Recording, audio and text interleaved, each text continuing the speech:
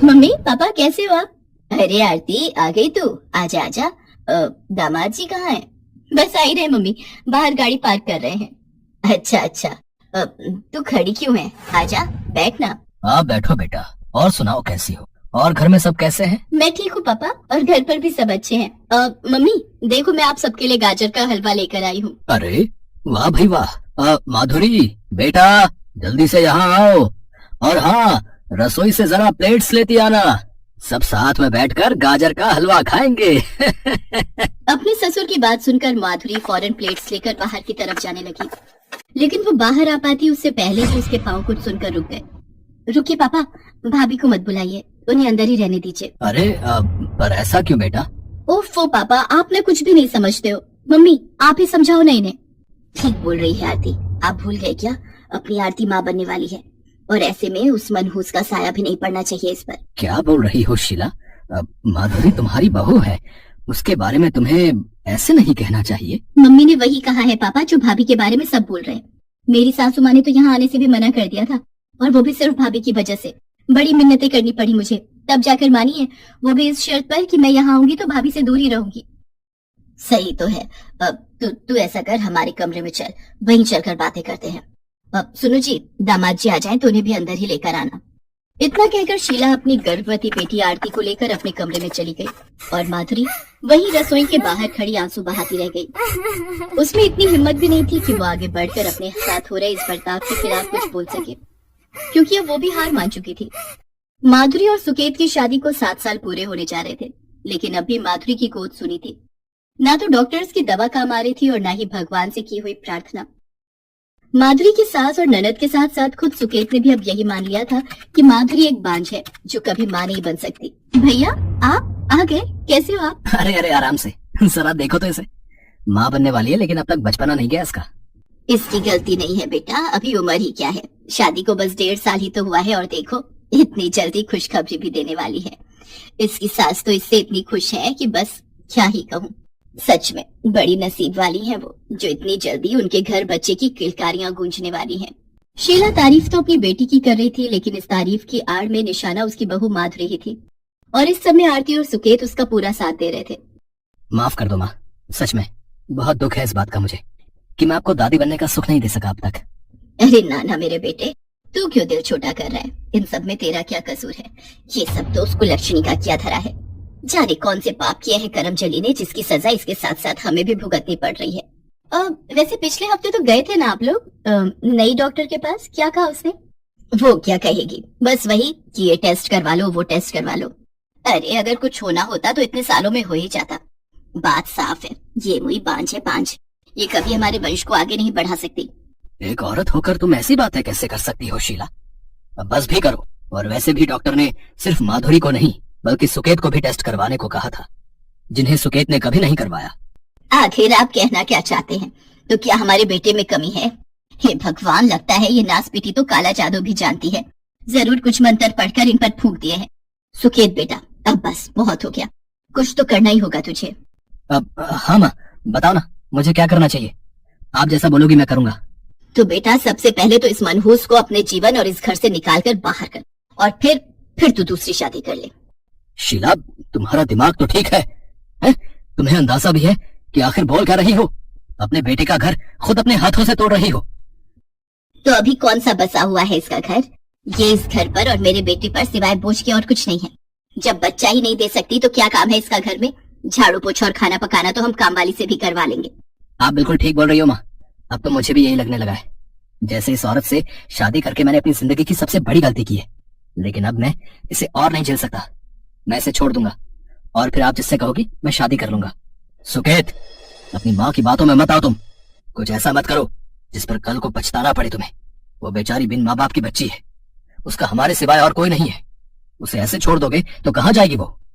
पूरे घर में सिर्फ माधुरी के ससुर सुदर्शन ही थे जिन्हें उससे हमदर्दी थी, लेकिन इस बार उनकी कोशिश भी काम नहीं आई, क्योंकि शीला और सुकेत फैसला कर चुके थे।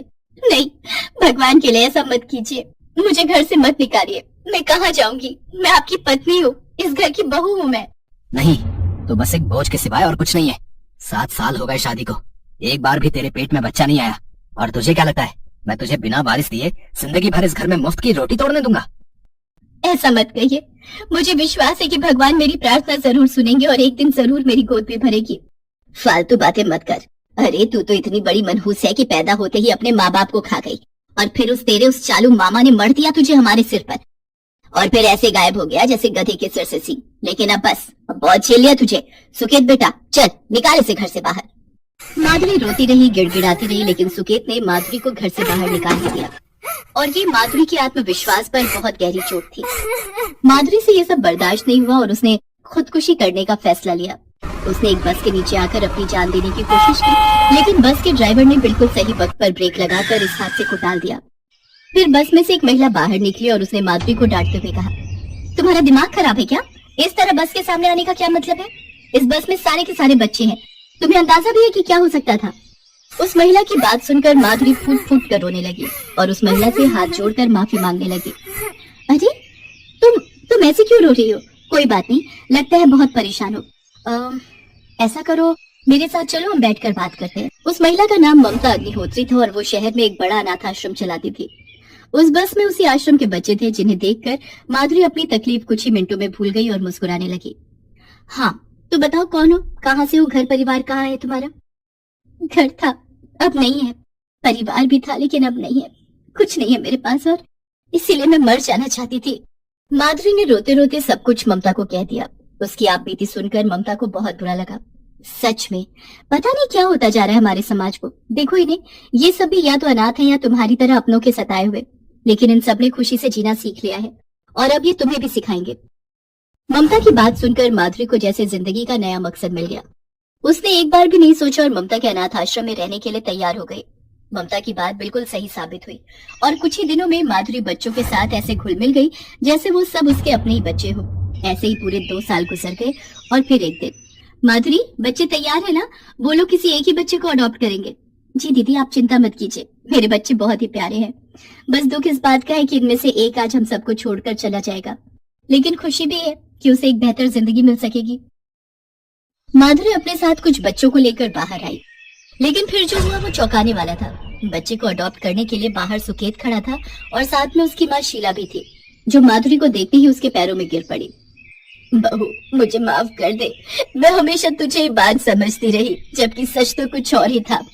खोट तुझ में नहीं मेरे बेटे में था और इस बात का पता मुझे तब चला जब मैंने इसकी दूसरी शादी करवाई। इसकी बीवी से छोड़कर जा रही है, उसे बच्चा चाहिए लेकिन ये उसे बच्चा नहीं दे सकता, तो हम यहाँ बच्चा गोद लेने आए हैं। लेकिन देख ना भगवान ने कैसे सब ठीक कर दिया। सुकेत बेटा तू परेशान ना हो, अब वो कल मुझे चाहती है तो चली जाए, हमें हमारी माधुरी मिल गई है और आज यहाँ से एक बच्चा भी मिल जाएगा। नहीं, ना तो मैं यहाँ से जाऊंगी और ना ही कोई बच्चा आप लोगों के साथ जाएगा। अब मुझे लगता है कि जरूर आपने और आपके बेटे ने कुछ पाप किए होंगे जिनकी सजा आपको भगवान ने दी है, तो अब मैं और मेरे बच्चों में से कोई भी आप लोगों के पापों का भागीदार नहीं बनना चाहता। तो दरवाजा उधर है और आप लोग यहाँ से जा सकते हैं। माधुरी का आत्मविश्वास लौट आया था क्योंकि वो जान गई थी कि ना तो वो बांझ है और ना ही बदकिस्मत। दूसरी तरफ सुकेत और शीला अब पछताने के सिवाय और कुछ नहीं कर सकते थे। जो दुख उन्होंने माधुरी को दिए थे उनकी सजा तो उन्हें भुगतनी ही थी।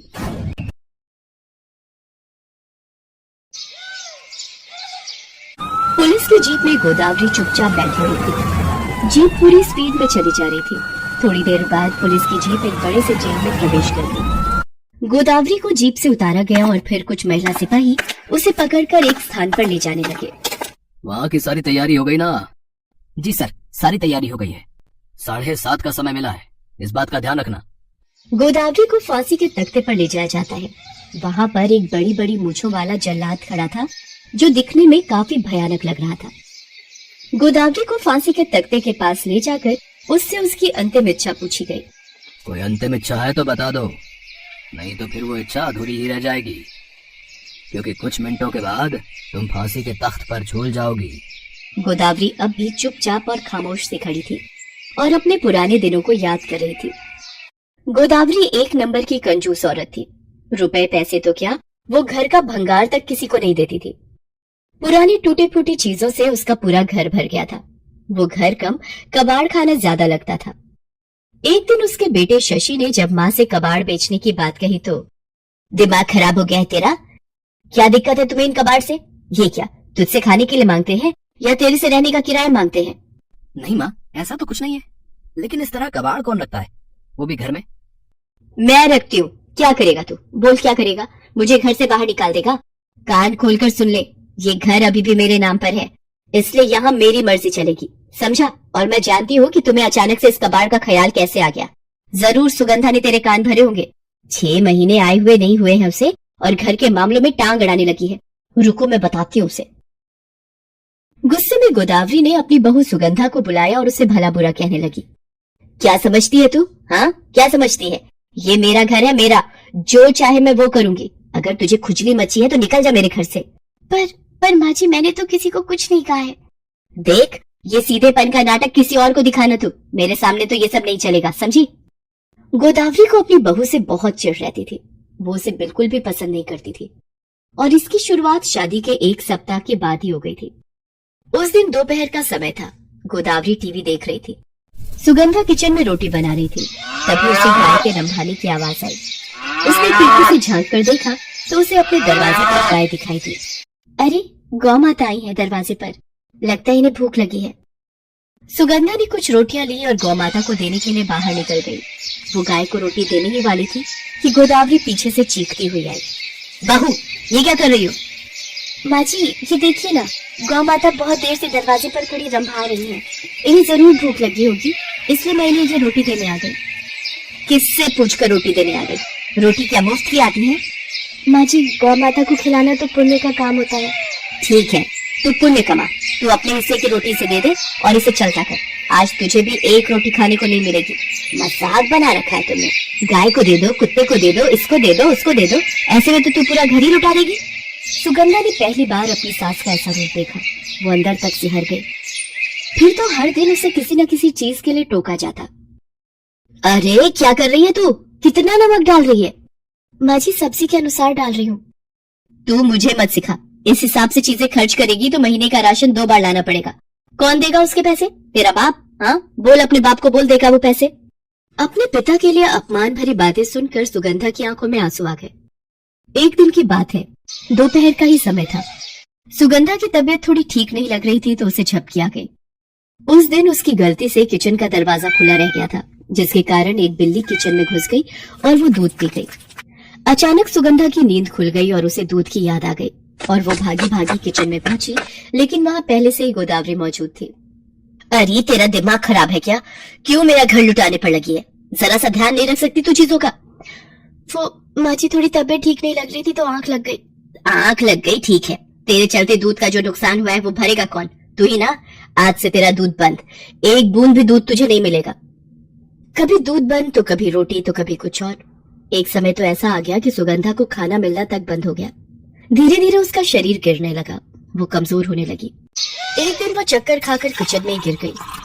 उस समय वो बेचारी चावल का मांड निकाल रही थी। चक्कर आने के कारण पूरा गरम मांड उसके ऊपर गिर गया और वो बुरी तरह जल गई। आह, माँ जी! सुगंधा की चीख की आवाज सुनकर गोदावरी रसोई में गई और वहां देखा कि सुगंधा बेहोश पड़ी है। लेकिन गोदावरी को इस बात की चिंता नहीं थी कि उसकी बहू बेहोश है और गिर गई है। उसे तो चिंता थी कि सारा का सारा चावल जमीन पर गिर गया था। हे भगवान, किस जन्म का बदला निकाल रही है ये सुगंधा मुझसे। इसका इलाज मुझे करना ही होगा, नहीं तो इसके चलते मैं सड़क पर आ जाऊंगी। ये संयोग था या सुगंधा की किस्मत? उस समय शशि किसी काम से घर आया था। उसने सुगंधा को उस बुरी स्थिति में देखा तो उसे लेकर तुरंत अस्पताल भागा। आप बिल्कुल सही समय पर इन्हें लेकर आ गए हैं, नहीं तो इन्हें कुछ भी हो सकता था। डॉक्टरों ने सुगंधा का इलाज शुरू किया। 2-3 दिनों में सुगंधा की स्थिति में सुधार होने लगा। देखिए, आपकी पत्नी की स्थिति अब ठीक है, लेकिन मुझे आपसे एक बात पूछनी थी। जी डॉक्टर साहब, कहिए ना। आपकी पत्नी खाना ठीक से नहीं खाती है क्या? ऐसा तो नहीं है डॉक्टर साहब। देखिए, हमने उनकी जांच की है, वो अंडरवेट हैं और हमें जांच से ये भी पता लगा है कि कई दिन भूखे रहती हैं। देखिए, आपको उनके खाने और दवा दोनों पर बहुत ध्यान देना होगा, क्योंकि उनका घाव अभी भरा नहीं है, जलन के निशान बहुत बड़े हैं। इसलिए दवाई और खाना बिल्कुल समय पर उन्हें देना होगा, नहीं तो उनकी तबीयत फिर से बिगड़ सकती है और घाव नहीं भरने से बहुत बड़ा इन्फेक्शन हो सकता है और उस इन्फेक्शन से इनकी जान भी जा सकती है। शशि सुगंधा को लेकर घर आ गया और माँ को सारी बातें बताई। अरे, वो डॉक्टर पागल है, हम क्या इसे भूखा रखते हैं? वैसे कितने का बिल बनाया उस डॉक्टर ने? ये डॉक्टर सब आजकल के लुटेरे होते हैं, लुटेरे। माँ, सुगंधा का हमें ध्यान रखना होगा, इसकी दवा और खाना दोनों का। इसे अच्छी और पौष्टिक चीजें खिलानी होंगी। माँ, मैं तो सारा दिन ऑफिस में रहता हूँ, आपको इस पर ध्यान देना होगा। अरे ये भी कोई बोलने वाली बात है? मैं हूं ना, मैं रखूंगी हर चीज का ध्यान, तू फिक्र मत कर। गोदावरी ने शशि को तो कह दिया कि वो सुगंधा का ध्यान रखेगी, लेकिन मन ही मन, अच्छा खाना खिलाओ, दवा खिलाओ, यहाँ पैसे पेड़ पर लगते हैं क्या?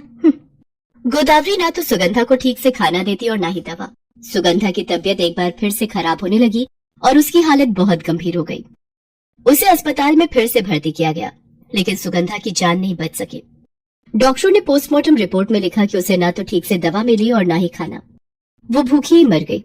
पुलिस ने जांच की और गोदावरी को दोषी पाया।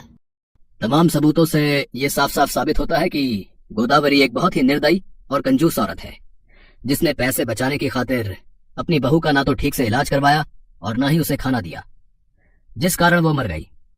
अदालत उसे अपनी बहू की मौत का दोषी मानती है और उसे सुगंधा की हत्या का गुनहगार मानते हुए फांसी की सजा सुनाती है। गोदावरी फांसी के तख्ते के पास बढ़ती जा रही थी। जल्लाद ने उसके मुंह पर काला कपड़ा बांधा, गले में रस्सी लगाई और फांसी के तख्ते का लीवर खींच दिया। अचानक एक जोरदार चीख से गोदावरी की नींद खुल गई। उसने देखा कि वो घर में है। वो भागकर अपनी बहू के कमरे में गई तो देखा कि वो बेचारी चुपचाप सोई है। उसके शरीर पर जलने के निशान हैं। ये क्या था? ये सारा मैंने सपने में देखा, लेकिन ये सच भी तो हो सकता है। मैं बहू को ना तो ठीक से दवा दे रही हूँ और ना ही खाना। नहीं, ये गलत है। मैं एक इंसान होकर ऐसे राक्षसों वाली हरकत कैसे कर सकती हूँ? नहीं, मैं ये नहीं करूंगी। एक बार मेरी बहू की जान मेरे कारण खतरे में पड़ गई है, अब मैं ये नहीं होने दूंगी। उस दिन के बाद से तो गोदावरी बिल्कुल बदल गई। अपनी कंजूसी की आदत को वो पूरी तरह भूल गई। वो अपनी बहू को न सिर्फ अच्छी अच्छी चीजें खिलाती, बल्कि उसका ठीक से इलाज भी करवाने लगी। धीरे धीरे सुगंधा की तबीयत पूरी तरह ठीक हो गई। गोदावरी अब सुगंधा को बहुत प्यार करने लगी थी और सुगंधा भी गोदावरी के बिना नहीं रह सकती थी।